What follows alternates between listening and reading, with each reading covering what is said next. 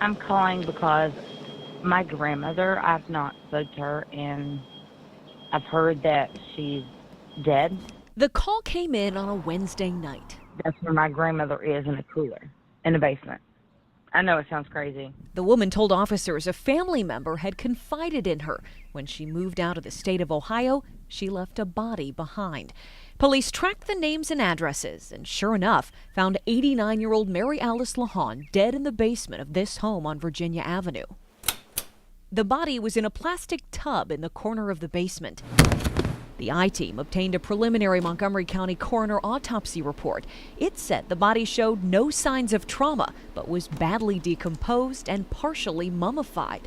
It's a little disheartening to know that that can happen in a place where I felt so safe. My idea is that they more than likely continue taking her Social Security check. That's exactly what LaHawn's granddaughter suspects. Listen to more of her call. We're still getting my grandmother's Social Security benefits, and they've been doing it for 3 years now.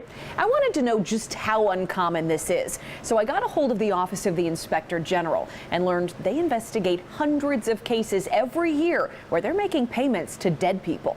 It's a crime to use those benefits because they're only meant for that specific person. Tracy Lingy works for the Office of Inspector General. She tells the I-Team Social Security fraud allegations come in every day. So we do see prison time. There is a wide range of outcomes for our cases. I did some searching and learned a woman in Virginia spent 6 months in prison after she cashed $152,000 in her grandmother's checks for 10 years after she died. A Pennsylvania man stole from Social Security for nearly 40 years after his mother died. He spent a year and a half in prison and had to pay back more than $300,000.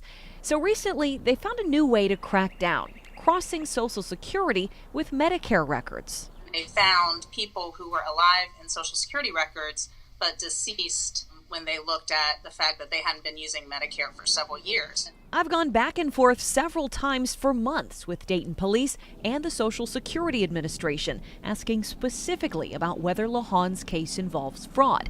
At this point, no one's saying.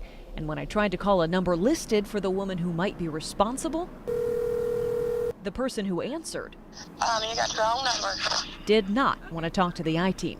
So while part of Mary Alice LaHawn's family tells me they're still in shock, Never in a million years, because that's some sick, psychotic right there.